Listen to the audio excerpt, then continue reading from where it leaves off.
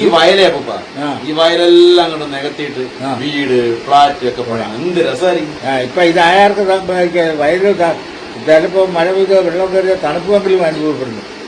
വീടും അനുഭവിക്കുവായ ചൂട് കൂടുന്നല്ല, കുറയുന്നില്ല. മനുഷ്യൻ്റെ ഇവിടെ കിടന്ന് നേറുന്നു. അതിന്റെ മുകളിൽ ഇനി പിന്നെ വയലൂടെ പണി കിട്ടുന്നത് അത് കെട്ടിടം വയ്ക്കാൻ തറ ഭൂമി വേണ്ടത് കരുതി ഉണ്ടല്ലോ, അതേ പോവില്ലേ. അല്ല അപ്പ ഇതിപ്പം പ്രകൃതി നശിപ്പിച്ച നമ്മൾ മനുഷ്യർ തന്നെയാണോ? മനുഷ്യർ തന്നെ, പക്ഷേ പ്രവൃത്തിയുടെ ഫലമാണ്. അതിന്റെ ഈ പ്രളയവും വെള്ളം കയറ്റവും ഉണ്ടായതില്ലേ, അതിനോടൊത്ത് കാലാവസ്ഥ. എന്തായാലും കൊള്ളാം.